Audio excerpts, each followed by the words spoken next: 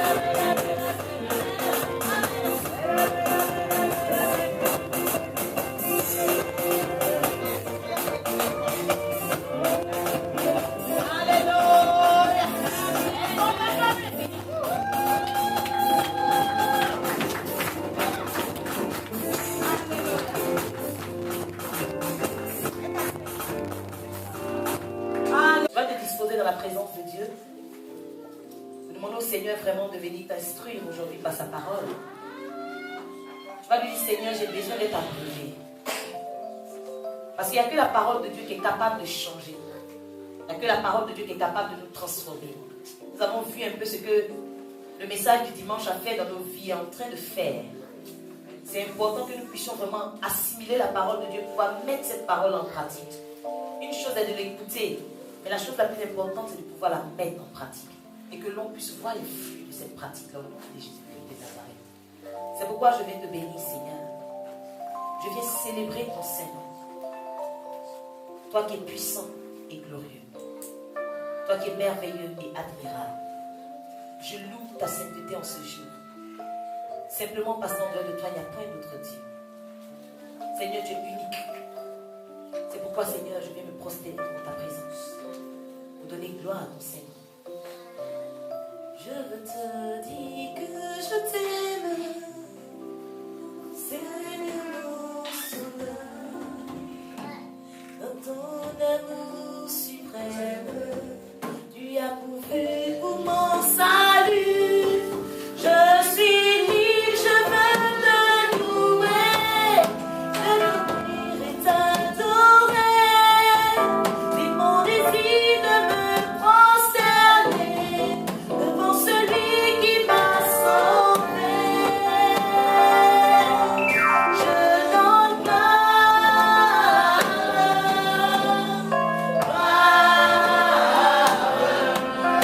donne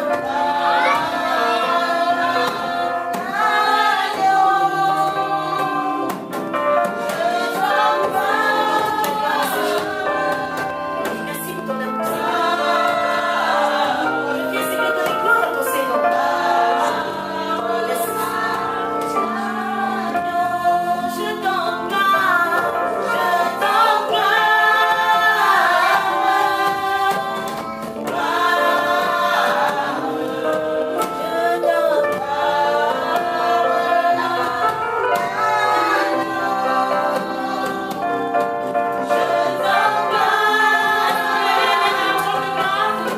pour donner gloire à Dieu. En signe d'abandon, nous levons les mains vers son sanctuaire.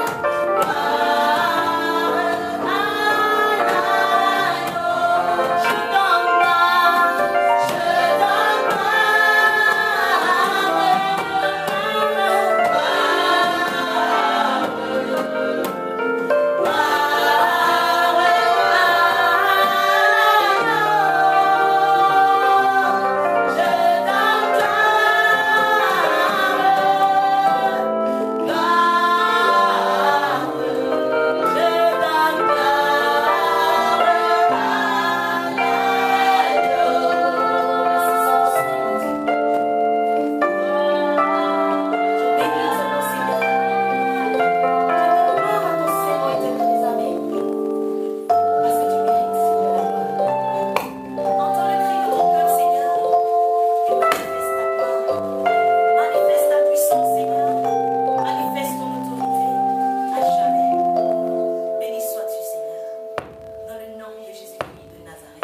Alléluia. Amen. Alléluia. Amen. Amen.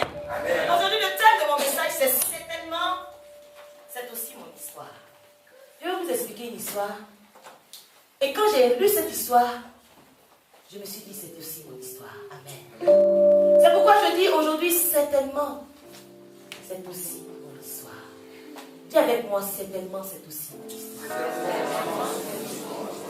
Pourquoi certainement? Parce que lorsque nous avons fini la prédication, tu pourras attester ou rester sur certainement. Alléluia. À la fin, tu pourras peut-être dire, c'est mon histoire. Amen. Moi, je peux dire, c'est mon histoire. Mais j'ai besoin qu'avant toute chose, toi, tu dises que certainement, c'est aussi mon histoire. Alléluia. Nous allons prendre nos Bibles dans le livre de Genèse, au chapitre 38, verset 1 au verset 30. Genèse, chapitre 38, verset 1 au verset 30. Genèse, chapitre 38. La lecture est un peu longue. Il y a seulement certains paragraphes qui nous intéressent. Mais nous allons tout lire. Amen. Comme ça nous fait un quota de lecture, vu qu'on ne lit pas beaucoup dans la semaine. Amen. Genèse, chapitre 38, verset 1, c'est tout le chapitre 38. Il y a 30 versets dessus. Amen. Je lis la parole de Dieu. Genèse, chapitre 38, 3, 8. Genèse 38, verset 1, verset 30. Je lis la parole de Dieu. Suivez-moi attentivement. En ce temps-là, Judas s'éloigna de ses frères et se retira vers un homme d'Adulam nommé Ira. Là, Judas vit la fille d'un Cananéen nommé Shua. Il la prit pour femme et alla vers elle. Elle devint enceinte et enfanta un fils qu'elle appela Er. Elle devint encore enceinte et enfanta un fils qu'elle appela Onan. Elle enfanta de nouveau un fils qu'elle appela Shelah. Judas était assise quand elle l'enfanta. Judas prit pour elle son premier-né, une femme nommée Tamar. Un premier-né de Judas était méchant aux yeux de l'Éternel, et l'Éternel le fit mourir. Alors Judas dit à Onan, va vers la femme de ton frère, prends-la comme beau-frère et suscite une postérité à ton frère. Amen. Onan, sachant que cette postérité ne serait pas à lui, se souillait à terre lorsqu'il allait vers la femme de son frère. Amen. Onan ne voulait pas donner de postérité à la femme de son frère. Alléluia. Onan a préféré se souiller à terre. Amen. Nous ne sommes pas des enfants, nous savons ce que c'est. Donc sachez que la masturbation est un péché, même le cœur est interrompu. Amen. C'était une petite parenthèse. C'est la Bible qui l'a dit, je ne l'ai pas inventé. Onan, sachant que cette postérité ne serait pas à lui, se souillait à terre lorsqu'il allait vers la femme de son frère afin de ne pas donner de postérité à son frère. Si tu n'as pas de femme, arrête de te souiller à terre. Amen. Que celui qui a les oreilles entende ce que dit l'Esprit. Ce qui faisait déplu à l'Éternel, alléluia, qui le fit aussi mourir. Cette attitude n'a pas plu à l'Éternel. Le Seigneur a fait mourir Onan. Alors Judas dit à Tamar, sa belle-fille, demeure veuve dans la maison de ton père jusqu'à ce que Shelah, mon fils, soit grand. Alors il parlait ainsi dans la crainte que Shelah ne mourût comme ses frères.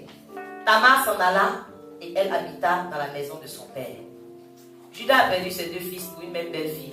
Il se dit, il me reste un dernier enfant. Ça se trouve, quand tu t'allies à elle, tu meurs. Je préfère garder mon dernier. Lui demander de retourner chez son père. Quand l'enfant va grandir, si je me souviens d'elle, je vais lui donner l'enfant. Alléluia. Les jours s'écoulèrent et la fille de Shua, femme de Judas, mourut. Lorsque Judas fut consolé, il monta à Timna, vers ceux qui tondaient ses brebis. Lui et son ami Ira, l'Adullamite. On en informa Tamar et on lui dit, voici ton beau-père qui monte à Timna pour tondre ses brebis. Alors elle ôta ses habits de veuve, elle se couvrit d'un voile et s'enveloppa, et elle s'assit à l'entrée d'Énaïm, sur le chemin de Timna. Car elle voyait que Shelah était devenu grand et qu'elle ne lui était point donnée pour femme.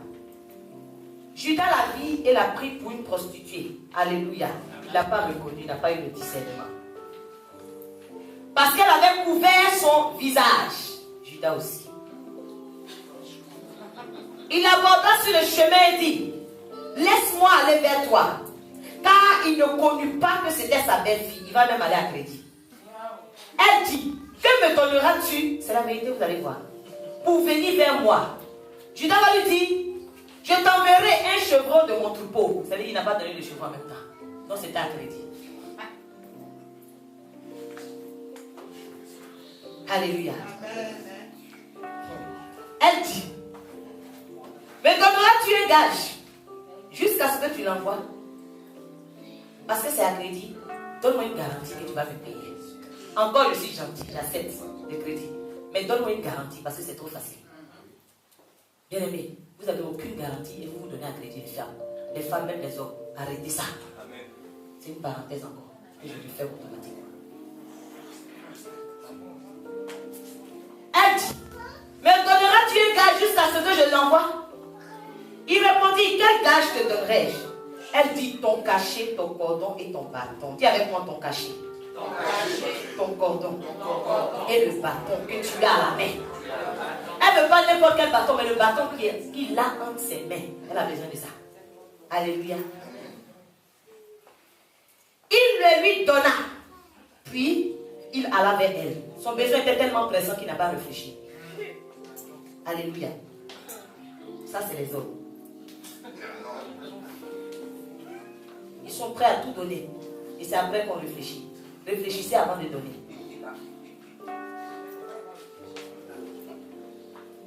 Il le lui donna, puis il alla vers elle. Je pense qu'à l'arrière, j'aime beaucoup ce sujet-là.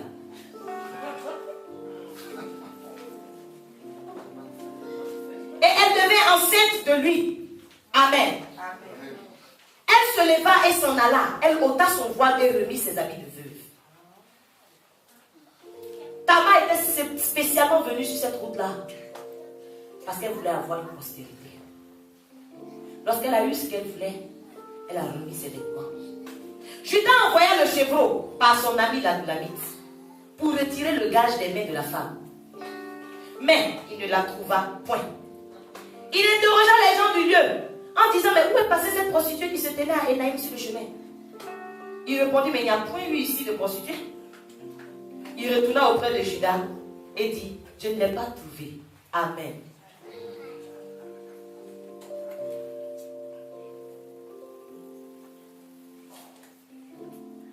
Et même les gens du lieu ont dit, il n'y a point eu ici de prostituée. Judas dit, qu'elle garde ce qu'elle a. Faut dire, Judas a dit qu'elle garde ce qu'elle a. Pourquoi Judas a dit qu'elle garde ce qu'elle a? Parce qu'il savait qu'il venait de faire quelque chose qui n'était pas bien. Il s'est dit, si elle n'est pas là, c'est pas grave, on va étouffer l'affaire. Mais avec Dieu, rien ne s'étouffe. Dis avec moi, avec Dieu, rien ne s'étouffe. Il dit, ne nous exposons pas au mépris. Voici, j'ai envoyé un chevreau et tu ne l'as pas trouvé. Environ 3 mois après, on vint dire à Judas, Tamar, ta belle-fille, s'est prostituée. Et même la voilà enceinte à la suite de la prostitution. Judas dit, faites-la sortir, qu'elle soit brûlée. Alléluia. Comme on l'emmenait dehors, elle fit dire à son beau-père, c'est de l'homme à qui ces choses appartiennent que je suis enceinte. Reconnais, je te prie, à qui sont se cachés ces cordons et ce bâton. Tu veux qu'on me brûle? Ça appartient à qui? Judas les reconnut et il dit, elle est moins coupable que moi, puisque je n'ai pas donné à Sheila mon fils. Et il ne l'a connue plus. Quand elle fut au moment d'accoucher, voici, il y avait 2 jumeaux dans son ventre. Et pendant l'accouchement, il y en a un qui a présenté sa main. La sage-femme l'a pris et y attacha un fil cramoisi en disant, celui-ci sort le premier. Mais il retira la main et son frère sortit. Dès qu'on a attaché sa main, il est retourné. Et son frère est sorti à sa place. Alors la sage-femme dit, quelle brèche tu as faite? Et elle lui donna le nom de Péretz. Ensuite sortit son frère qui avait à la main le fil cramoisi. Et on donna le nom de Zéra. Alléluia. C'est une belle histoire, n'est-ce pas? Qui l'avait déjà lu? Alléluia. Certainement, c'est aussi mon histoire. Peut-être que tu vas te dire, ah, je ne suis jamais allé vers une prostituée, donc ça, c'est pas mon histoire. Alléluia. Mais je dis certainement, c'est aussi ton histoire. Alors, c'est de qui il s'agit? Il s'agit ici de Judas. On ne va pas trop s'attarder sur Tamar, en sachant que ce n'est pas la même Tamar dont on a parlé une fois. Tamar dont on a parlé, c'était la fille de David. Là, c'est la belle-fille de Judas. Alléluia. Il y a aussi la fille d'Absalom qui s'appelle Tamar. Ils ont beaucoup aimé ce nom. Qui est Judas? Ce n'est pas celui qui a trahi Jésus. C'est le 4e fils de Jacob et de Léa. Lorsque la maman de Judas l'a eu, lorsqu'elle a accouché Judas, elle a dit, cette fois-ci, je louerai l'Éternel. Alors Judas signifie rendre grâce. Et la Bible nous enseigne une chose. Lorsque Judas est né, la maman avait commencé à faire un premier enfant, un deuxième, un troisième. Judas fut le 4e. Mais après Judas, la Bible déclare qu'elle cessa d'enfanter. C'est certainement ton histoire. Pourquoi je dis c'est certainement ton histoire? Parce que peut-être que ta venue a créé un problème. Ta venue a certainement causé la mort peut-être d'un parent à l'accouchement. Ta venue a certainement causé un divorce. Ta venue a causé un stop dans l'enfantement peut-être d'un de tes parents. Alléluia. C'est certainement ton histoire. Lorsque tu es né, un événement s'est produit. La Bible dit que la tribu de Judas sort de Judas. Amen. Alors de cette tribu-là sortaient les rois d'Israël. Et c'est de cette tribu aussi qu'est sorti le Messie. Alléluia. Donc Jésus sort de la tribu de Juda. Alors, je dis c'est certainement mon histoire parce que je sais que Jésus est mon frère. Amen. Donc quand on parle de la tribu de Juda, on parle de ma tribu, alors c'est certainement mon histoire. Alléluia. Ça signifie que je ne suis pas n'importe qui parce que je sors d'une lignée royale. Alléluia. Quelqu'un peut dire je ne suis pas n'importe qui. Peut-être que tu n'es pas convaincu. La Bible nous dit que Juda avait 11 frères, dont Joseph faisait partie, qui était la montagne. Ils ont proposé de tuer Joseph parce qu'il avait fait un songe. Alléluia. Alors ils ont décidé de le jeter dans un puits, dans une citerne. Mais la citerne était vide, gloire à Jésus. Alors Juda va se proposer, il va leur proposer quelque chose, il va dire, écoutez, ça ne sert à rien qu'on laisse notre frère mourir, c'est quand même notre frère. Vendons-le. Alléluia. Et la Bible enseigne que ses frères vont l'écouter. Certainement, tu n'es pas le premier de ta famille. Mais lorsque tu dis quelque chose, tout le monde t'écoute. C'est pourquoi je dis que c'est certainement ton histoire. Tout le monde a été unanime. Ils avaient pris une décision ensemble. Il a changé le cours de cette décision-là. Et ça a été accepté. Alléluia. Alors c'est certainement mon histoire. Lorsque les gens parlent, on ne les écoute pas. Mais peut-être que lorsque tu parles, il y a besoin simplement d'une seule intervention. Et on t'écoute. Amen. C'est certainement ton histoire. La Bible dit que Juda vivait à Canaan avec son père et sa famille. Amen. Comme toi et moi, on vivait peut-être quelque part en Afrique avec nos parents, avec nos frères. Et un jour, subitement, pour je ne sais quelle raison, que je ne préfère même pas citer, on va faire comme Juda. On va décider un jour de nous éloigner de nos frères, de se retirer. Certainement, nous sommes retirés, nous sommes arrivés dans ce pays-là. Alléluia. Mais, aujourd'hui, je veux te dire, je ne sais pas la raison pour laquelle Juda s'est retiré. Est-ce que c'était des remords qu'il avait parce qu'il a vendu son frère? Est-ce qu'il voulait voir autre chose? Bien aimé, je laisse beaucoup de points d'interrogation. Une chose dont je suis sûre, et qui est très très importante, c'était que le fait que Juda se retire était le programme de Dieu. Amen. Peut-être que c'est ton histoire parce que toi-même, tu ne sais même pas pourquoi. À un moment donné, tu n'as même plus envie de rester dans ta lignée. Tu as eu envie de partir très loin des siens. On ne t'a rien fait du jour au lendemain. Ton esprit ne supporte plus l'atmosphère de la maison. Tu veux seulement une chose, c'est sortir de là. Mais laisse-moi te dire, quel que soit ce que tu traverses, quel que soit ce que tu vis, c'est le programme de Dieu qui a permis que tu te retires. Alors, pourquoi je dis que c'était le plan de Dieu? La Bible m'enseigne que Juda va aller à Adullam, qui était une contrée d'Israël, qui était une ville de Canaan. Alléluia, dans la plaine. Et pourquoi je dis que c'était le plan de Dieu? Parce que Michée avait prophétisé pour dire, lorsque le Seigneur est en train de menacer Israël et Juda, Michée m'a dit que la gloire d'Israël s'en ira jusqu'à Adullam. Alléluia. Alors, puisque la gloire d'Israël devait aller jusqu'à Adullam, le programme de Dieu c'était que Juda, qui représentait la gloire de Dieu, s'en aille.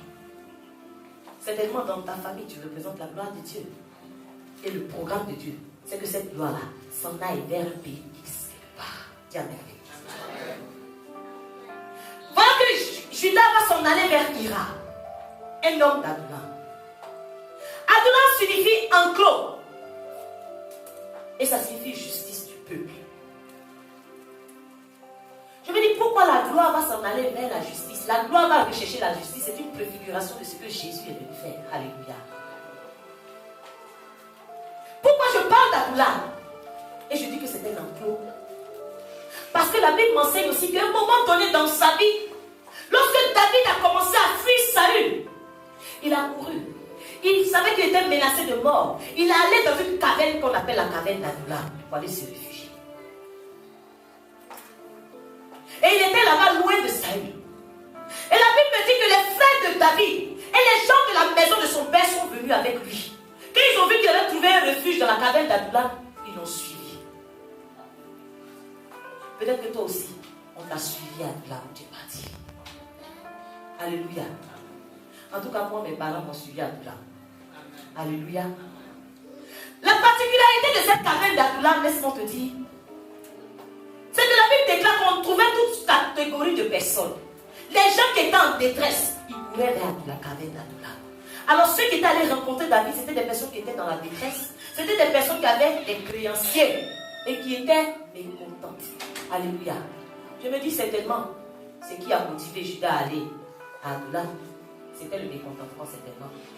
Ou c'était parce que peut-être il y avait une dette quelque part qui fuyait, ou parce qu'il était dans la détresse. Amen. Aujourd'hui, peut-être que c'est ton cas. Tu étais peut-être dans une situation, là où tu étais peut-être mécontent, tu cherchais, il y avait une injustice quelque part. Alors pour toi, il fallait que tu ailles à la recherche de la justice. Alléluia. Ou quelque part, comme la Bible m'enseigne que, vous savez, j'ouvre une petite parenthèse encore. La Bible dit qu'il y a une veuve. Élisée est rentré dans une ville et la veuve lui a dit,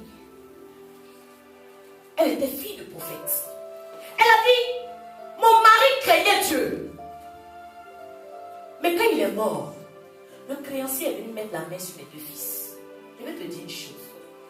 Tu peux avoir la crainte de Dieu. Et puis le créancier va avoir le droit légal sur ta vie. Alléluia. On voit aujourd'hui beaucoup de personnes qui servent le Seigneur. On va voir ça dans la suite. Beaucoup de personnes servent le Seigneur. Mais tu as l'impression qu'elles travaillent pour payer la dette de quelqu'un qu'on n'a jamais vu. Dans la mesure où lorsqu'elles travaillent, elles ne peuvent rien faire avec cet argent. Alléluia. Certainement, tu es victime des créanciers de tes pères. Les pères ont fait des choses qui ne glorifient pas Dieu. Aujourd'hui, toi, tu payes les pots cassés. Même si les parents sont morts, tu dis c'est à la mort qu'ils sont venus toucher les enfants pour les faire esclaves. Alléluia. Certainement, tu as fui ça. Tu te dis, mais je ne comprends pas. Moi, je n'ai rien fait, mais ma vie, tout est dû dans ma vie. Je ne comprends pas. Tout ce que je veux faire, rien ne marche. Je vais aller vers là. Alléluia. Tu fais tout. Satan a toujours un droit légal. On se dit, mais comment on doit payer maintenant? Alléluia. On a déjà fait toutes les prières qu'il faut. Mais je veux dire à quelqu'un que le Saint-Esprit a déjà payé ta dette.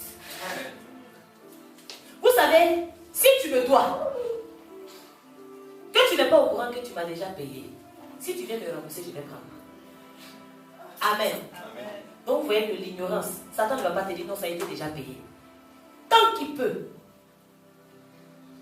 tu as sa dette. Alléluia. Amen. La Bible dit que Judas va aller s'allier à une Cananéenne. Ici, on ne te dit pas le nom de cette femme. On ne te dit pas comment elle était. On dit simplement le nom de son père. Alléluia. Donc sa référence était son père. Laisse-moi te dire que cette Cananéenne était dans le programme de Dieu. Amen. Souvent les chrétiens trouvent qu'ils sont trop chrétiens pour se mettre s'allier à un païen. La Bible dit qu'une femme qui est chrétienne, elle sanctifie son mari qui est païen. Alléluia. Si les chrétiens doivent rester ensemble, la lumière va rentrer comment? Donc on commence, lorsque les difficultés sont là, on commence à dire c'est parce que monsieur a lié un Cananéen. Bien aimé, fais toi-même ton Cananéen. Alléluia. Pourquoi je dis que la Cananéenne était dans le programme de Dieu? Parce que simplement, il y a une Cananéenne aussi qui s'appelait Rahab la prostituée, qui est aussi dans le programme de Dieu. Elle a fait partie de la généalogie de Jésus. Amen. Souvent, c'est très difficile de comprendre le fonctionnement de Dieu. C'est pour ça que je dis c'est mon histoire. Tu vis certaines situations, tu te dis Seigneur, ça peut arriver à tout le monde sauf à moi. C'est pas normal. Avec l'alliance et l'intimité que j'ai avec toi, mon Dieu, c'est pas possible que tu me donnes ce genre de personnes. Mais Dieu dit, les Cananéens sont dans le programme de Dieu. Alléluia. Oh, j'ai un mari païen. Seigneur, c'est pas dans ton programme. Ôte-le. Donne-moi quelqu'un qui a la piété. Bien aimé, c'est pas parce que tu vois quelqu'un prier à l'église, tu vas à la maison, il va te frapper très mal.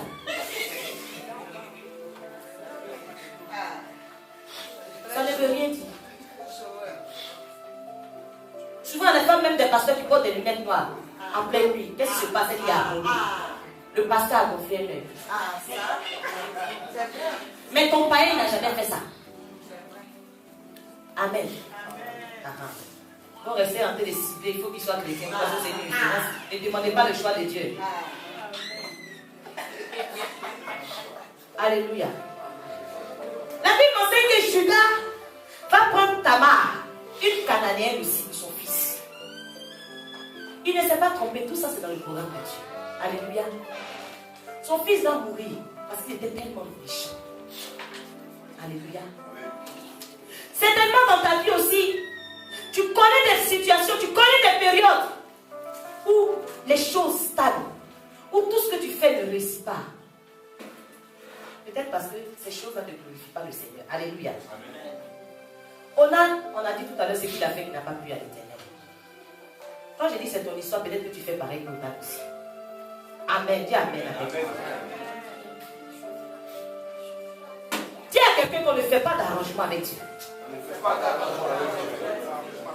Vous savez, Judas va avoir peur que son fils Sheila meure en s'alliant à Tamar. On va dire Tamar, tu sais, c'est vrai, c'était dans le programme de Dieu que je te prenne d'emmener dans cette famille. Maintenant, va dans la maison de ton père. Si l'enfant grandit, je vais te le contacter. Ça, ce n'est pas le programme de Dieu. Tout ce qui est arrangé, comme ça ne va pas aujourd'hui, tu sais, il faut qu'on se sépare et puis on va réfléchir. Bien aimé, quand vous êtes mis ensemble, on réfléchit à l'intérieur. C'est la vérité devant le Saint-Esprit que je sais. Il fallait réfléchir avant de le faire. Une fois qu'il est entré, on ne réfléchit plus. On réfléchit ensemble avec Dieu. Comme j'ai pour habitude de dire, lorsque tu es dans l'eau, ne cherche pas qui t'a jeté dedans. Nage rapidement, va au bord et cherche qui t'a poussé. Parce qu'en cherchant qui t'a envoyé là-bas, tu risques de te noyer. Trouve les solutions. Quand vous serez au bord, tu vas dire, mais mon frère, qui m'a poussé parce que je ne sais pas nager. Il ne sait pas pourquoi il fait monter là-bas. Mais ce n'est pas au milieu de l'eau qu'on cherche à trouver des solutions. Et pourquoi je devais faire ça et pourquoi je ne devais pas faire. Que celui qui a les oreilles entende ce que tu dis. Vous savez, Judas, il me semble qu'il avait oublié quelque chose. Judas avait oublié quelque chose. Pourquoi je dis ça? Ce qu'il avait oublié, laisse-moi te dire que Tamar n'avait pas oublié. Vous savez, Tamar a été oublié par Judas. Mais il y a une obligation. Ça s'appelle l'obligation de Lévira qui demeurait. C'est quoi cette obligation? Le Lévira, c'est une loi hébraïque qui oblige le beau-frère à prendre la belle-sœur pour donner une postérité à celui qui est mort. Et c'est une obligation chez les Israélites. À partir du moment où Tamar était là, il avait pour obligation de lui donner une postérité. Donc il devait lui donner Onan. Comme il n'a pas donné Onan, puisqu'une postérité devait sortir parce que c'était une obligation, lui-même il a donné une postérité. Il pensait pouvoir faire des arrangements avec Dieu. En règle générale, bien aimé, ce que nous voulons arranger nous-mêmes finit par nous retomber là-dessus. On s'oppose par moment volontairement à la volonté de Dieu. On sait que c'est la volonté de Dieu ça. Mais comme ça ne m'arrange pas, moi, je vais présenter ma volonté à Dieu et nous allons fonctionner en fonction de ça. Mais tu n'iras pas loin. C'est certainement mon histoire. Amen. La Bible déclare que des jours vont s'écouler et la femme de Judas va mourir. Quand on dit les jours vont s'écouler, Judas savait qu'il y avait une obligation quelque part, mais il a continué à vivre sa vie comme s'il n'y avait rien. Beaucoup de personnes aujourd'hui savent que doivent faire quelque chose avec Dieu, mais vivent comme si Dieu ne leur a jamais dit quelque chose. Tant que j'avance, c'est le plus important. Tant que quelqu'un n'a pas encore prophétisé, je peux vivre des jours comme ça. Le jour où on prophétise, là, je me souviens pendant la même semaine. Mais après, ce qui est sûr, toi-même, tu sais que ça, je n'ai pas encore eu, donc on va voir ça après. Les jours vont s'écouler. La femme va mourir, Judas va passer à autre chose. Laissez-moi vous dire qu'il va même chercher à aller tondre ses brebis parce que sa femme est morte. Alléluia. Il va chercher une autre activité. Amen. Quand tu es dans le programme de Dieu pour faire quelque chose, trouve-toi d'autres activités si tu veux. Tu vas être déçu parce que tu vas arriver dans le cas départ. Vous savez, il cherchait à faire autre chose, mais la situation est toujours là. L'obligation demeure. C'est caché, ça ne se manifeste pas. Vous savez, quelqu'un par exemple qui a appelé à servir Dieu, c'est pas parce que tu as l'appel sur ta vie que toutes les fois tu vas tomber sous l'option. Non, souvent tu vis, même tu es dans les boîtes de nuit, tu danses. L'appel est là. Dieu te dirait parce qu'il ne se répand pas de cet homme. Il te regarde. C'est un jour dans la boîte de nuit, quand tu seras couché, en train de faire riba, et l'ambulance va venir te chercher, tu sauras que ton Dieu est fort. Je te dis la vérité. Dieu parle une fois, deux fois, mais après tu ne veux pas entendre. Tu prends de force. C'est mieux que toi-même tu viennes au pied de la croix pour dire je suis prêt. Parce que le jour qu'il est prêt, il ne va pas te prévenir. voyez comment on rapatrie les gens. Ils n'ont pas le temps de s'habiller. Et on pense souvent qu'on peut passer à autre chose si facilement. Mais non, tant qu'il y a des obligations, tu ne peux pas passer facilement à autre chose. Ce n'est pas possible. Et c'est certainement ton histoire que tu es en train de vivre. L'œuvre de Dieu est là-bas. La volonté de Dieu est quelque part. Et tu vis ta vie. Tu te dis qu'elle va me rester 2 ans à mourir. Je pourrais servir Dieu. Alors je veux dire à quelqu'un, que se passe-t-il quand on ne respecte pas nos obligations vis-à-vis du Seigneur? Alléluia. Vous savez, le chrétien qui respecte ses engagements, qui respecte ses obligations, sa vie est contrôlée par le Saint-Esprit. Mais à partir du moment où Satan qui est à côté, il sait que toi tu as des obligations vis-à-vis de Dieu et que tu ne les respectes pas, il contrôle ta vie. Parce qu'il sait que le poste est vacant. Alléluia. Judas dit, jusqu'à ce que mon fils soit grand. Ok. Il a fait une promesse. Alléluia. Le fils a grandi. Judas est passé à autre chose. Il est passé à autre chose. Mais la promesse, elle n'est pas passée à autre chose. La parole, elle continue son chemin. Certainement, tu as donné ta parole à certaines personnes. Vous êtes perdu de vie. La personne vit sa vie. La promesse aussi continue son cours. Si tu ne prends pas ta même bouche, je te dis, même si tu es marié, ce que je t'avais dit il y a 10 ans, je ne veux plus. Je vous dis la vérité. Parce que même beaucoup de personnes sont dans leur foyer avec la condamnation de la promesse d'il y a 10 ans. Dites, mais c'est fini, c'est devenu un ami. Mais ouvre ta bouche, tu dis ce que je t'avais dit. C'est fini. Oui, ouvre bien tes yeux. Quelque chose va m'impressionner dans ce passage-là.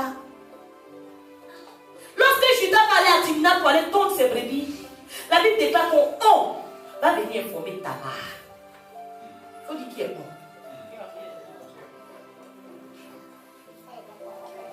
Bien aimé, aujourd'hui il y a beaucoup d'enfants de Dieu qui sont ici, qui se demandent, mais est-ce qu'il y a l'impression qu'on a mis une caméra sur moi?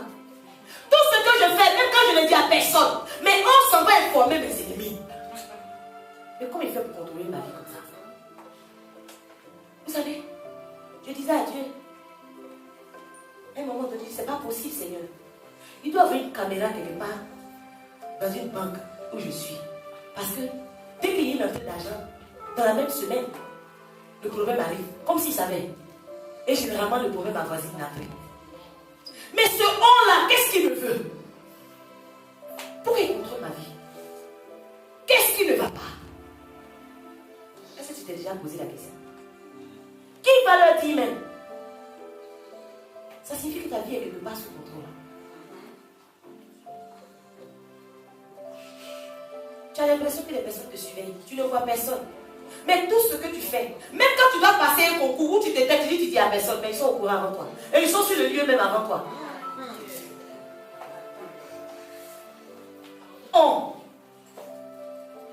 Quand tu fouilles bien, il y a une obligation que tu n'as pas respectée. Qui permet que ait le contrôle de ta vie. On n'a pas dit qui a informé Tamar.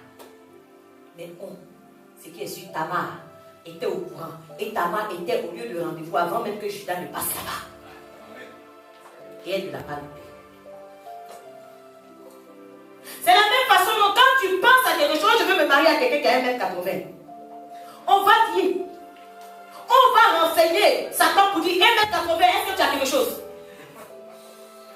La même semaine, tu passes comme ça. Un frère dans le métro, il commence, il fait 1m80, c'est lui que Dieu a dit. Ça, c'est la volonté du Seigneur de Dieu. Là, c'est la volonté de Dieu. Mais on a programmé ce qu'il ne faut pas pour que tu puisses avoir ce qu'il ne faut pas. Alléluia. Vous savez, quand on ignore qui on est, celui qui est en face de nous, il va finir par nous rappeler qui nous sommes. Je vous dis la vérité.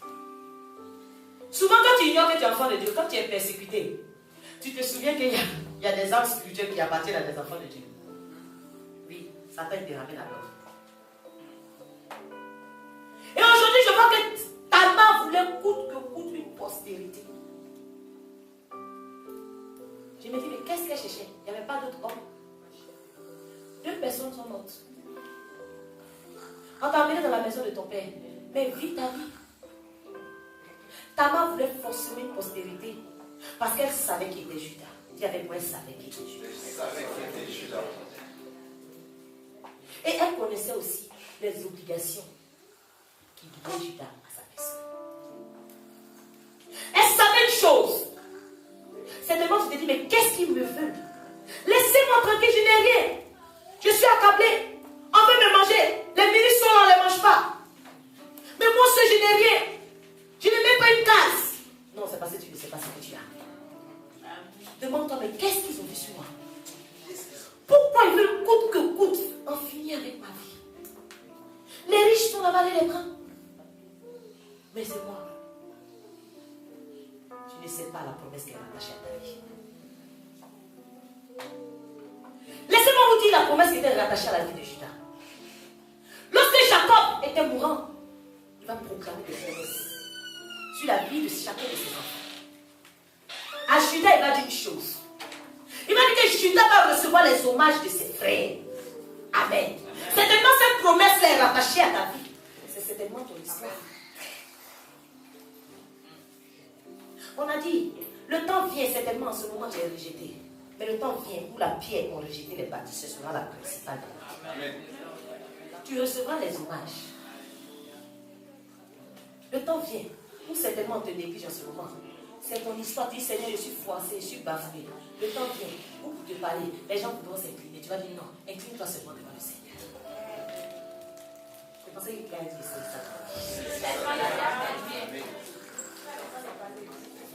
La Bible déclare qu'il y a une promesse qui était rattachée à la vie de Judas. C'était que la main de Judas allait être sur la nuque de ses ennemis. Si j'ai attrapé la nuque de mon ennemi, je l'ai déjà tué. Alors le Seigneur était en train de faire comprendre qu'il avait déjà la domination. Mais Judas ne savait peut-être pas qu'il avait la domination. C'est certainement ton histoire. Au lieu que tu aies ta main sur la tête de tes ennemis, ce sont tes ennemis qu'on a mis sur ta tête. Même leurs pieds. Et tu as du mal, tu te débats. Le Seigneur dit, je te donne la domination. Tu as pensé à vous, Seigneur, mais toute la force est en toi. Débat-toi. Dis, j'ai la domination. La Bible déclare que la promesse qui était rattachée à la vie de Judas, c'était que les fils de son père allaient se prosterner devant lui. Il allait recevoir les ordres de fils. Simplement parce que celui qui allait sortir de cette tribu, de Shiloh, aujourd'hui, tout genou fléchit devant son nom. Et toute langue ne peut que confesser qu'il est Seigneur. Et toi, tu sors de cette tribu-là. La Bible dit que Judas est un jeune million. J'ai dit, mais Seigneur, c'est vrai. Il est un jeune million. Il dit oui. Quand on donne l'identité de Jésus, le lion de la tribu de Judas, le rejeton de David, et on dit que Judas est un jeune lion. Mais Seigneur, quelle est la particularité du lion? Je me dis, si aujourd'hui, Seigneur, j'applique cette parole à ma vie, et qu'on me dit, je suis une jeune lion, mais un lionceau, bébé lion, c'est ça. Pourquoi? Et je me dis, je vais te dire quelque chose. Tu sais, les lions ont une vision binoculaire. L'un va l'autre. Ça veut dire quoi? Ça veut dire que le lion utilise ses deux yeux pour voir en même temps. Donc si tu casses un œil, le lion, sa vue ne change pas. Il voit comme s'il avait ses deux yeux. Alléluia. Nous, on a nos deux yeux. Si tu casses un œil, c'est un boule grillé. Tu ne vas pas voir les loin. Souvent, même tu vas chez l'ophtalmologue, il y a un œil qui va plus loin que l'autre. Mais le lion, quand il pose son regard, ses deux yeux arrivent là où il faut. Et on nous dit aussi que le lion, il peut voir même ce qui est peu lumineux. Si tu as mis une biche quelque part dans le noir, le lion va voir la biche, même s'il fait nuit, à cause de ses yeux. Et avec des recherches, j'ai compris que le champ visuel du lion est de 287 degrés par rapport à l'homme qui est de 180. Donc imaginez. Et l'œil du lion est 6 fois plus sensible dans l'obscurité que l'œil d'un humain. Alléluia. Amen. Alors, je comprends que si c'est mon histoire, le Seigneur m'a donné la révélation des choses cachées. Et on doit me courir après. La sorcellerie doit réclamer mon âme parce qu'ils savent que s'ils me laissent tranquille, les mystères qui sont cachés me seront révélés parce que je suis un jeune lion. C'est ce que nous entendons ça. La Bible dit que lorsque Judas revient du canage, il déploie ses genoux comme un lion. Et comme un lion, qui pourra le faire lever? On sait que ce n'est pas le lion qui chasse, c'est la lionne qui chasse. Alléluia. Le lion, il ne chasse pas, mais quand la nourriture arrive, il mange tout, il donne un peu seulement la lionne. Mais c'est elle qui fait le travail. Lui, il est là seulement pour assurer la sécurité. Alléluia. Et en France, on voit que c'est ce qui se passe, les femmes et les hommes. Les hommes assurent la sécurité, les femmes vont travailler pour eux. Les femmes sont contentes. Alléluia. Alléluia. Alors, je dis, mais Seigneur, qu'est-ce qui se passe encore? Mais pourquoi on en veut à ma vie? Je dis pourquoi on en veut à ma vie? Parce que j'ai dit, c'est certainement mon histoire. La Bible dit que dans une des promesses, on a dit que le sceptre ne s'éloignera point de Judas. Alors, j'ai compris pourquoi. La demande de Tamar était stratégique. On arrive. Ni le bâton souverain dans ses pieds. Judas, tu es Judas. Le bâton de souveraineté ne va jamais s'éloigner de tes pieds. Vous savez que toi, tu vas marcher toute ta vie avec assurance. Aujourd'hui, un enfant de Dieu, l'assurance n'est pas de l'autre côté. Et tu vas marcher avec assurance jusqu'à ce que vienne le Shiloh. Et que le peuple puisse obéir à ce Shiloh-là. Donc, quelque part, puisque tu sors de cette tribu, la promesse qui est rattachée à ta vie, Dieu te regarde et dit, mais je ne comprends pas pourquoi elle marche sans assurance. Normalement, tu es programmé pour marcher avec assurance, quel que soit vents et marées, jusqu'au retour du Seigneur. Et j'ai dit, c'est mon histoire. Aujourd'hui, je veux basculer tout doucement pour dire que Christ a déjà garanti ta vie. Son sang a coulé à la croix. Et c'est ça la garantie de ton paiement. Si quelqu'un te demande ton reçu, c'est le sang de Jésus. Amen. Sa résurrection est la preuve de cette garantie-là. Et la vie est le témoignage de ce gage-là. Alléluia. Pourquoi je vous parle de ça? Parce que quelque part, il est question d'un gage que Tamar a demandé à Judas. Alléluia. Le Seigneur nous a déjà garanti. Le Seigneur a déjà payé le prix à notre place. Mais aujourd'hui, en tant qu'enfant de Dieu, comme le Seigneur le disait, on a donné des gages à l'ennemi. Et on vit comme ça. Vous allez comprendre de quoi je parle. J'ai dit, Seigneur, pourquoi Tamar a demandé un gage? Tu as promis, Judas, de donner le chevreau. Pourquoi elle veut un gage? Mais dis, c'est pour être celui qui va venir de l'autre. Alléluia. Tu ne t'es pas rendu compte. Tu t'es dit souvent, oh, c'est une parole juste que je donne comme ça. Mais l'ennemi sait très bien que parce que Christ a garanti ta vie, si tu lui as promis quelque chose, tu vas venir quelque part, on va te dire, Christ a garanti ta vie, tu vas lui dire, je ne te dois pas au nom de Jésus. Il n'a rien eu. Donc il anticipe. Il prend un gage de toi. Que tu sois toujours lié à lui. Même tu peux aller servir ton Christ si tu veux. Alléluia. Est-ce que quelqu'un me comprend? Pourquoi aujourd'hui, malgré toutes ces promesses prophétiques, si jamais c'est mon histoire dont il s'agit, pourquoi malgré toutes ces promesses, je constate encore que l'ennemi a un droit légal sur ma vie? Parce que je peux faire quelque chose que je n'arrive pas à faire. Je ne suis pas libre. Amen. Le Seigneur lui, tout lieu où tu vas fouler les pieds, le Seigneur te donne de posséder. J'arrive dans un simple pays, il ne peut même pas posséder. Même simple document, c'est difficile. Tu as du mal avec les piétons. Tu vas aller faire quoi les chevaux? Seigneur, tu me donnes vraiment les extrémités de la terre. Bien aimé, tu peux gêner, prier. Si tu as ton visa, les portes sont ouvertes aux frontières, aux nations. Il n'y a pas de prière pour que Dieu t'ouvre les portes des nations. Tu es une nation toi-même.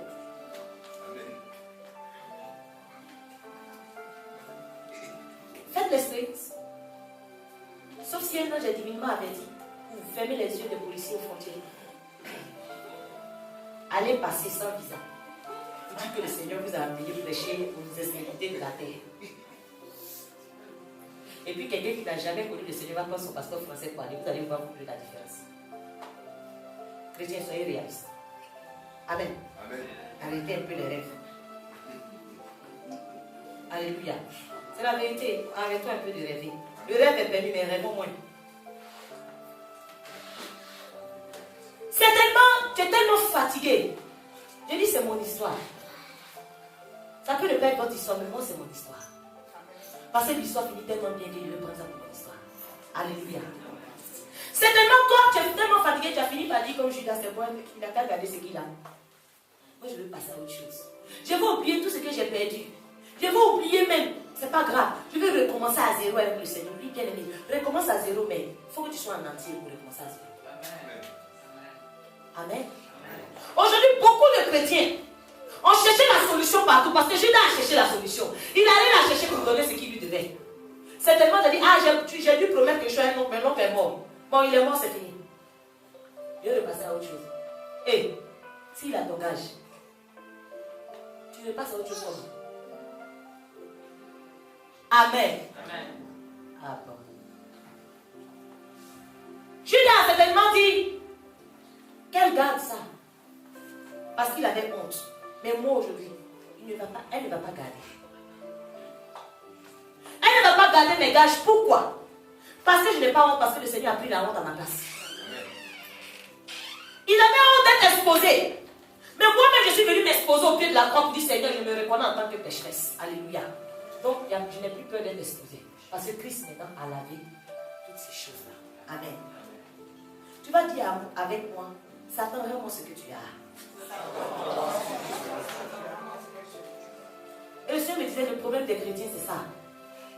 On prie. Nom de Jésus, je prie. Casse le camp ennemi. Mais tu quittes le camp ennemi sans prendre ce qui t'appartient là. Je mets le feu. Et il met le feu sur ses affaires. Non. Seigneur, demande ton feu. Mais bien aimé, dépouille d'abord avant de mettre le feu. Tout ce que vous avez envie, c'est brûlé. Le Seigneur dit, mais je t'ai tout donné.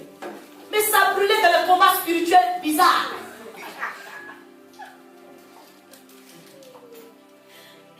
Ici, on vous apprend à prier. Faites bien les veilles là. Ne mettez pas le feu avec lui. Les portes sont fermées. Le feu va rester dans votre maison pour brûler.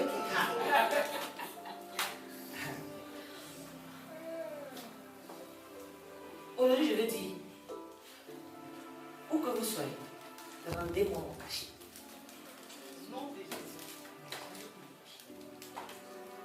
Là où tu es, peut-être parce qu'on ne t'a pas encore expliqué c'est quoi qui est caché là.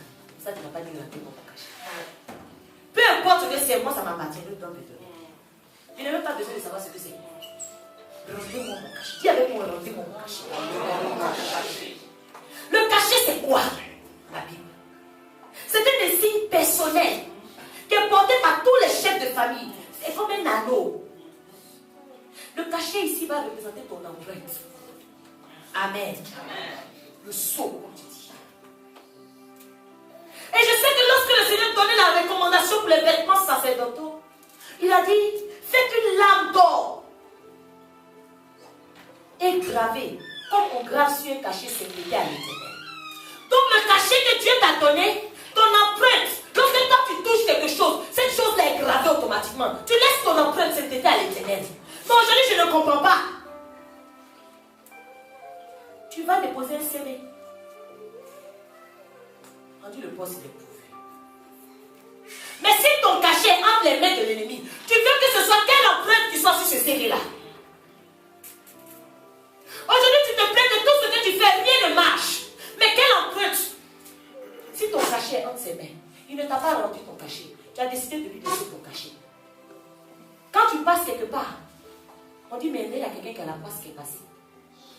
Parce qu'au lieu de laisser tes empreintes sainteté à l'Éternel, au lieu de laisser une odeur pure, lorsque tu mets ton empreinte, l'empreinte là, chacun a son empreinte. Mais lorsque toi tu passes, quand tu poses ta main comme ça, c'est que tu as posé ta main, parce que c'est la marque même de sa main. C'est l'empreinte de sa main. S'il a ton cachet, c'est pourquoi je dis avant que je continue, il doit me rendre mon cachet. Amen. Parce que je ne peux pas prier ultimement. Oh, il est gravé sur ma vie, c'est l'éternel. Seigneur, tes bénédictions sont sur ma vie. Oh, je m'en vais quelque part. Dès qu'il touche la porte, il dit, ne touche plus cette porte-là. Il doit me rendre mon cachet.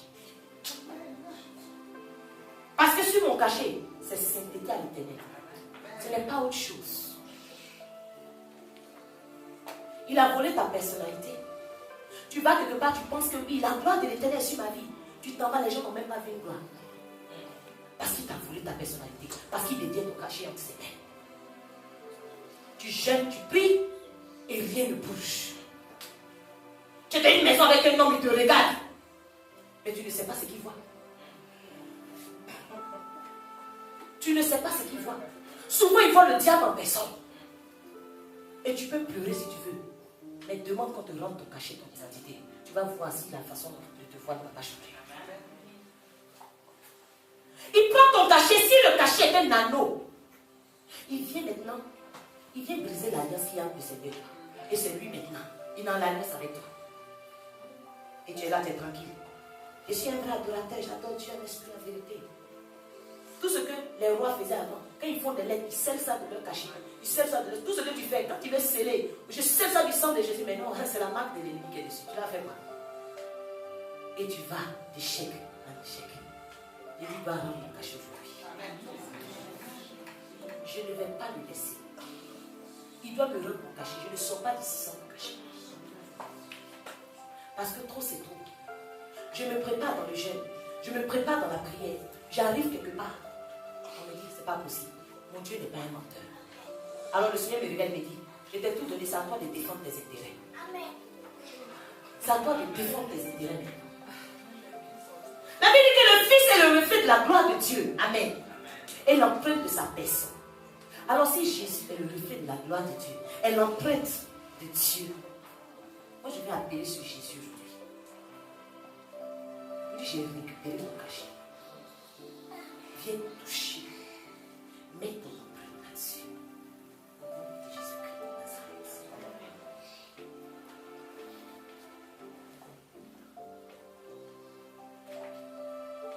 Jean dit que la terre se transforme comme l'argile reçoit une empreinte. Aujourd'hui, Seigneur, j'ai besoin de transformation. Mais tant que tu n'as pas ton cachet, la transformation peut être effective. Alors, j'ai mon cachet, Seigneur. Tu as dit que la terre se transforme comme l'argile sur laquelle on met une empreinte. Je me mets en tant que l'argile aujourd'hui, Seigneur, Esprit de Dieu. Toi, tu es le petit par excellence. Viens me façonner avec tes mains. Et toutes les fois que tu seras en train de malaxer ma vie, que tu laisses tes empreintes sur moi. Au nom de Jésus-Christ de Nazareth. Soyez disposés pendant que le message passe. Le Seigneur a besoin de venir nous modeler. On a longtemps prié pour changer de vie. On a longtemps prié pour être transformé. Mais si c'est ce sur quoi il doit mettre la main n'est pas en ta possession, tu pourras prier pendant longtemps. Éphésiens dit qu'afin que nous servons la louange de sa gloire, Satan sait que l'identité que Dieu te donne, c'est l'identité d'un adorateur, de quelqu'un qui est. Nous qui d'avance avons espéré en Christ, en lui vous aussi, après avoir entendu la parole de la vérité, l'évangile de votre salut, en lui vous avez cru et vous avez été scellés du Saint-Esprit qui avait été promis. Le Saint-Esprit a été promis. Le Saint-Esprit, pourquoi nous ne l'avons pas reçu? Nous devons être scellés du Saint-Esprit qui a été promis. Et il n'y a rien. Qu'est-ce qui ne va pas? Bien aimé. Lequel est un gage de notre héritage? On crie partout. Oh oui, on a un héritage. Mais c'est le Saint-Esprit qui est le gage de notre héritage. Si le Saint-Esprit n'est pas là, l'héritage n'a pas de sens. Alléluia. Aujourd'hui, j'ai besoin qu'elle est. Que toi tu dises trop, c'est trop. Je t'ai longtemps laissé mettre tes empreintes sur les affaires, mettre tes empreintes sur les finances. Aujourd'hui, c'est terminé. Je récupère mon cachet au nom de Jésus-Christ. Et j'invite maintenant le Seigneur à s'approcher. à me façonner. Et vois comme ce Dieu-là qui est en train de façonner toutes les parties de ta vie, qui est en train de façonner chaque aspect de ta vie où tu as besoin de lui. Et vois-le en train de mettre son empreinte sur toi. Vois-le en train de te cacheter, afin que ta vie ne soit plus jamais la même. Afin que dorénavant, tu opères selon l'emploi de ton Dieu. Que tu opères selon le planning céleste. Amen. Plus jamais, tu rentreras dans le programme de Dieu. Plus jamais, il se dira j'ai sa personnalité et je pourrai faire d'elle ce que je veux avec les sauts d'humeur. Ce matin, je peux la rendre gaine. Demain, elle va être comme ça. C'est terminé parce que maintenant, le Seigneur te donne maintenant la possession de ton cachet. Je veux dire aujourd'hui, rendez-moi mon cordon. On peut ouvrir la porte de Dieu. Rendez-moi mon cordon. Tu vas dire, rendez-moi mon cordon. Rendez-moi mon cordon parce que ce cordon-là, il servait à quoi? Lorsque tu as un anneau qui était ton cachet, tu mettais le cordon sur ton cou. Et ça permettait à l'anneau de tenir sur ton cou. La Bible nous dit que nous devons venir lier constamment à notre cou la loi de l'Éternel. Amen. Amen. Aujourd'hui, j'ai dit au Seigneur, Seigneur, j'ai besoin de comprendre quelque chose. Parce que je n'ai pas envie de dire toujours, d'avoir toujours le même langage. Alléluia. Laissez-moi vous dire ce que le Seigneur va me faire comprendre. Le Seigneur va me montrer une image d'un peuple, comme des nouveau-nés, dans le ventre d'une mère. Alléluia. Rattaché au cordon ombilical de la mère. C'est ce que la maman mange qui alimente le nouveau-né. Alors, si l'ennemi a mon cordon, c'est ce qu'il mange qui m'alimente. Je dis, Seigneur, je refuse. Je refuse. Je dis, mais Seigneur, qu'est-ce qui fait que le chrétien a enseigné et le chrétien n'arrive pas à marcher selon les enseignements qu'il reçoit? Il a enseigné, il entend, mais au niveau de l'alimentation, le raccord est trop mal fait. Il ne peut pas recevoir l'alimentation qu'il faut pour changer de vie. Est-ce que quelqu'un me suit? Amen. J'ai besoin de récupérer mon cordon. Aujourd'hui, j'ai besoin que tu dises avec moi que tout ce qui est cordon ombilical maléfique, qui te reliait encore à tes ennemis, ce qu'il avait pris comme un gage, aujourd'hui, c'est la séparation de vous. Non, plus jamais tu seras alimenté par lui. Plus jamais. C'est ce que tu vas entendre qui vient de Dieu. La Bible dit que la foi vient de ce qu'on entend. Ce qu'on entend vient de la parole de Dieu. À partir d'aujourd'hui, ce que tu vas entendre, Maïcha.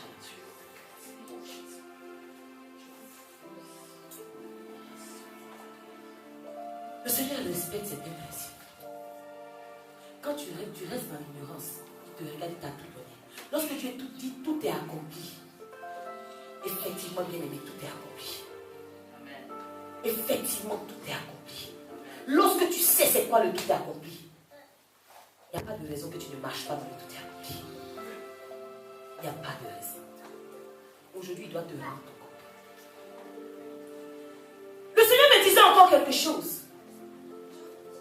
Il dit, Abraham avait compris un truc. Je dis, quoi, Seigneur?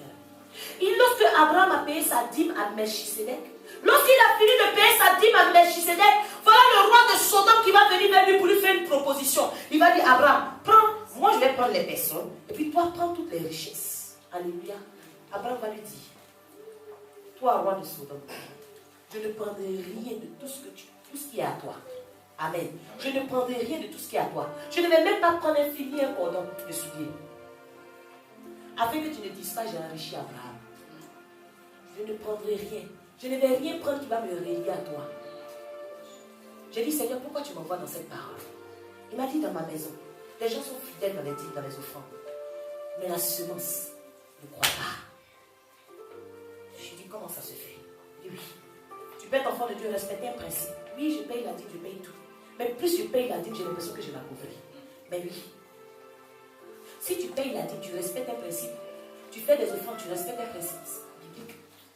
Mais quelque part, si tu vas t'allier au roi de Sodome et qu'il t'alimente, ta semence va porter quoi? Elle va porter seulement des épines. Amen.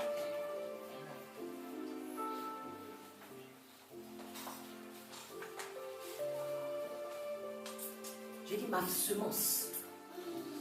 Je dois comprendre aujourd'hui que ma semence doit produire. Alors, je ne donnerai pas l'occasion à qui que ce soit de me prendre mon cordon pour me aider à lui. Au nom de Jésus-Christ. Aujourd'hui, nous voyons le comportement se plaît souvent. Le comportement du diable dans nos assemblées chrétiennes. Pire que ce qui se passe dehors. Pourquoi? Il dit, mais souvent vous dites telle mère, telle fille. Si c'est ce que le diable mange, qu'il mange parce qu'ils sont reliés, pourquoi tu ne veux pas qu'ils produisent de l'attitude? Je dis, Seigneur, ce cordon doit être coupé aujourd'hui au nom de Jésus. Je ne veux plus ça. Parce qu'on a longtemps prié, on a longtemps fait des délivrances. Ça ne change pas pourquoi. Mais parce que l'ennemi engage. Et il doit me rendre le cordon aujourd'hui au nom de Jésus. Lorsqu'on parle de cordon, pour moi c'est un signe d'assurance. C'est un signe que je vais voir la promesse. Pourquoi je vous dis ça? Simplement parce que Rahab, la prostituée, lorsqu'elle avait fait entrer les 2 espions de Jéricho pour ne pas qu'on les tue, par la fenêtre de sa maison, la Bible déclare qu'elle a dit, si vous revenez ici pour détruire la ville, souvenez-vous de moi. Ils lui ont dit, attache un cordon de cramoisi à ta fenêtre. Et lorsque nous allons voir ce cordon-là, on va comprendre que nous sommes en connexion. Et on va laisser ta maison sauve. Satan sait que tant qu'il a le cordon avec lui, tu n'es pas en assurance. Il sait que tant qu'il a le cordon avec lui, tu n'es pas sous la protection. Et lorsque Rahab regardait son cordon, c'était un signe d'espoir pour elle parce qu'elle savait qu'ils allaient revenir, ils allaient l'épargner. Elle et sa famille. Alléluia. Aujourd'hui, je n'ai pas envie d'attendre la promesse en vain. Que Satan, aujourd'hui, là où il a mon cordon, qu'il me rende mon cordon. Je vais aller attacher le cordon à la porte de mon cœur parce que c'est par là-bas que Jésus est rentré. Quelqu'un me suit? Je vais aller attacher ce cordon pour me relier au Saint-Esprit afin que je vois la promesse accomplie dans ma vie au nom de Jésus-Christ de Nazareth. Si Rahab avait enlevé le cordon, sa maison n'allait pas être ciblée. On allait la détruire. Aujourd'hui, pourquoi? La Bible dit qu'aucun malheur n'arrivera au juste. Mais si le malheur vient, Dieu le délivre toujours. Mais pourquoi beaucoup d'enfants de Dieu qui se disent justes marchent de malheur en malheur? Est-ce que la parole de Dieu est menteuse? Non, Dieu ne ment pas. J'ai dit, Jésus a déjà pris le cordon même à ta place. Pourquoi? Parce que je dis que le Seigneur il est parti pour le séjour de mon palais. Il dit, toi, mort, où est ton pouvoir? Il allait décenser la mort là-bas. Alléluia. C'est de la même façon, vous avez vu que le deuxième, le jumeau, il est venu un peu à la main. Il est venu un cordon attaché à sa main. Alléluia. La préfiguration du gage que Jésus même allait aller récupérer à ta place. Alléluia. Aujourd'hui, j'ai besoin bien que tu récupères ton cordon. Récupère ton cordon. Parce qu'on ne doit plus prier en vain. C'est pas normal. Le Seigneur nous donne des stratégies de prière. Mais ne passons pas à côté, s'il vous plaît. Ne passons pas à côté. Ne soyons pas oisifs pour la connaissance des choses de Christ. Que tu récupères ton cordon. Parce que lorsqu'on prie le Seigneur, lorsqu'on dit qu'on est fils de Dieu, ça n'a pas de sens. Un prince, une reine, une princesse qui n'a pas de couronne. À qui elle ira dire qu'elle n'a pas de couronne? Et qu'elle est princesse? Qui reconnaîtra sa identité? Personne. Alléluia. Le cordon est très très important. Ne laissez pas. C'est vrai, on a pour habitude de dire, oui, le cordon ombilical spirituel me relie à ma mère. Oui, la mère, c'est déjà coupé. Mais tu penses seulement que c'est ta mère qui est le cordon spirituel là. Les ennemis de ta destinée. C'est pour cette raison qu'ils ne se bougent pas trop. Je dis de toutes les façons, j'ai un rapport ici. Si tu es relié par ce cordon-là à ta maison familiale, ils vont se dire, elle monte, elle descend. Elle va faire un retour des cailles. Après 30 années au pays, elle ne va rien réaliser. Elle va revenir nous trouver dans la maison. Parce que ce cordon-là va la ramener. Mais je dis au nom de Jésus, si une personne parmi vous a été reliée à sa maison paternelle par un cordon. Là maintenant, les anges de l'Éternel sont en train de cisailler ce cordon afin de bénir au nom de Jésus-Christ de Nazareth. Et maintenant, ce raccord-là, nous venons maintenant nous raccorder au Saint-Esprit. Nous venons nous rattacher à ce Saint-Esprit-là, afin qu'à partir d'aujourd'hui, c'est ce que le Saint-Esprit va faire, qui sera fait dans ta vie. C'est ce que le Saint-Esprit va dire, qui sera proclamé dans ta vie. C'est ce que le Saint-Esprit va boire, que moi aussi je vais boire. C'est qu'il va manger, moi aussi je vais manger. Je refuse de m'oublier d'une autre manière, à part cette façon, au nom de Jésus-Christ de Nazareth. Aujourd'hui, je veux dire à quelqu'un, va libérer ton bâton. C'est été dit dans les promesses que le sceptre ne va pas s'éloigner. Quand Satan sait que ce sceptre-là, le bâton ne doit pas s'éloigner de toi, il va te demander ce bâton en gage. Et par ignorance, tu vas l'y prendre. Parce qu'il sait que le bâton est décisif dans ta destinée.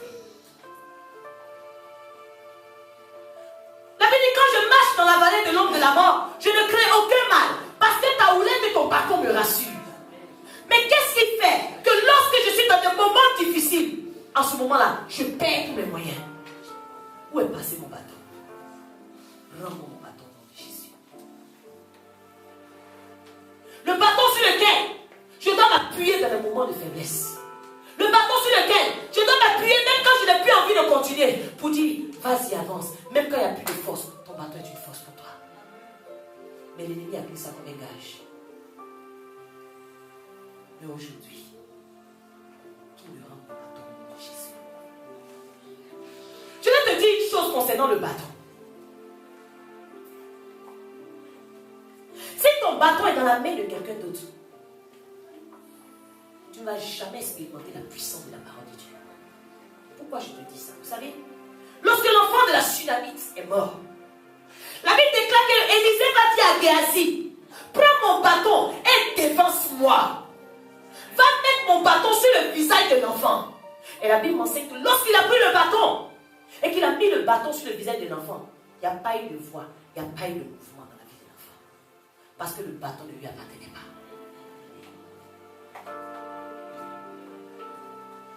La Bible dit que la prédication de la croix ne consiste pas, ne repose pas sur les discours persuasifs basés sur la sagesse. Il faut qu'on soit capable de dire à quelqu'un, mon Dieu est un Dieu qui guérit, et démontrer que ton Dieu guérit en guérissant cette personne par la parole. Aujourd'hui, nous nous limitons simplement à la parole. Mais au niveau de la démonstration de la puissance, on ne voit pas le chrétien. Parce que le chrétien a donné son bâton en gage.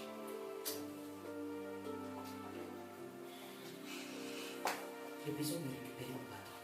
Non, je n'ai pas de don spirituel. Je n'ai pas de don spirituel. C'est quoi? Il s'agit de quoi? Prends ton bâton et tu verras. Tant que ton bâton est dans la main de quelqu'un, il n'a pas de puissance. Et ça te rend faible. Ça te rend chrétien peu productif. Dieu t'a donné l'autorité, bien-aimé. Dieu t'a donné l'autorité. Lorsqu'on te dit que lorsque Esther a fini de jeûner pendant 3 jours et qu'elle a changé ses vêtements et qu'elle a porté les vêtements royaux, la Bible enseigne que lorsqu'elle est rentrée dans la cour intérieure du roi, elle a trouvé grâce aux yeux du roi et le roi lui a tendu son sein.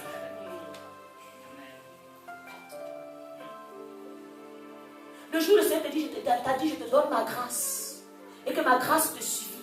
Pourquoi elle ne te suffit pas? Où est passé ce bâton qui t'a tendu? Là, tu laisses en gage. Récupère-le. Parce que le Seigneur t'a donné une grâce royale. Pour que tu puisses opérer dans le prophétique. Ce n'est pas normal.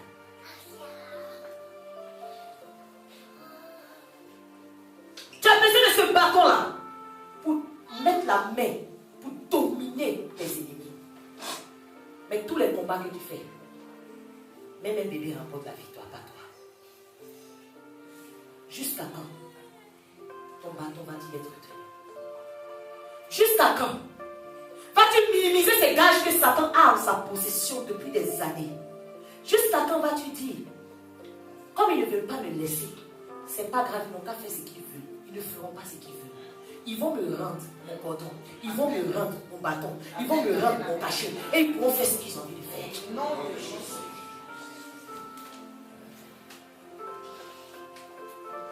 le Seigneur me montrait comme ça l'image de beaucoup des efforts et s'enfonçaient. Plus elles faisaient des efforts pour s'en sortir.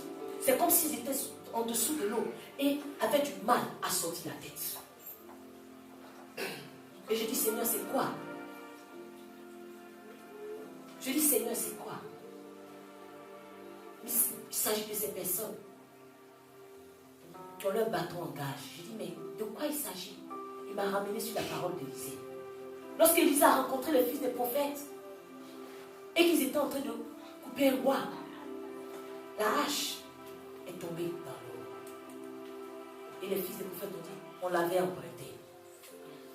Il a dit, c'est où? Où est-ce qu'elle est tombée? Montre-moi avec précision le lieu. Et il a pris un bâton, un bois, il a jeté à celui-là. Et la hache est remontée à la surface. Tu as besoin de ton bâton. Tu as besoin de ton bâton pour parler à la situation que tu traverses, pour indexer la situation que tu traverses, afin que tu ne sois plus en train de te noyer, mais que ta vie remonte à la surface.